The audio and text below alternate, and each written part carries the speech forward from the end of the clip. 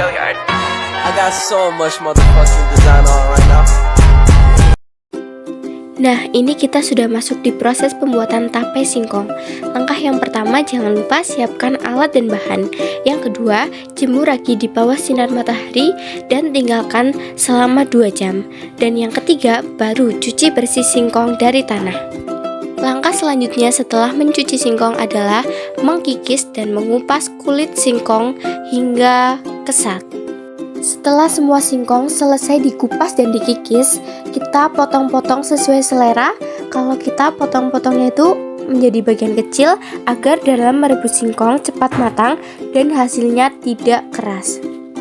Setelah semua singkong dipotong menjadi bagian kecil dan dibersihkan lagi, kita siapkan panci berisi air untuk merebus singkong yang telah dipotong-potong kecil dan telah dibersihkan lagi.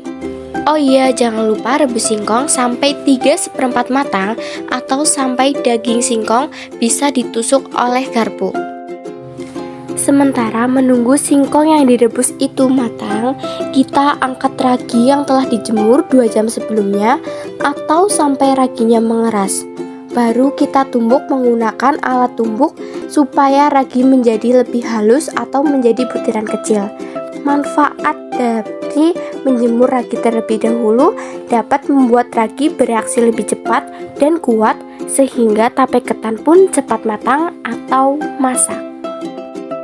Setelah menumbuk ragi dan meniriskan atau mendinginkan singkong yang telah direbus itu matang, kita siapkan wadah beralas daun pisang, kemudian kita taburi ragi, baru kita letakkan singkong yang telah matang di atas wadah beralas daun pisang yang telah ditaburi ragi. Lakukan secara berulang sampai wadah itu terpenuhi atau sampai singkong tersebut habis. Manfaat dari mendinginkan singkong terlebih dahulu setelah direbus adalah agar membuat mikroba yang digunakan pada saat membuat tape itu bisa tumbuh dan berkembang. Nah, setelah semua singkong ditaburi ragi, persiapkan batu untuk beban di atasnya dan daun pisang untuk tutup di atasnya. Kita tutup satu persatu dan perlahan-lahan. Dan atasnya habis itu seharusnya dilapisi kain terlebih dahulu, baru ditutup dengan daun pisang lagi.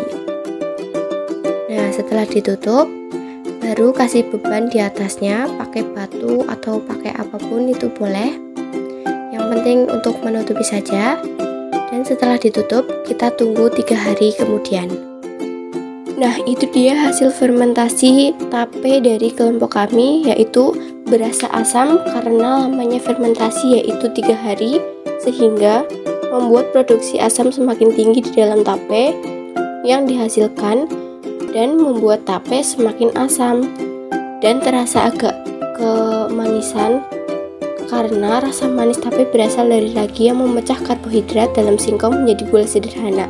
Inilah yang membuat makanan ini bisa terasa manis meski tidak diberi gula. Terima kasih.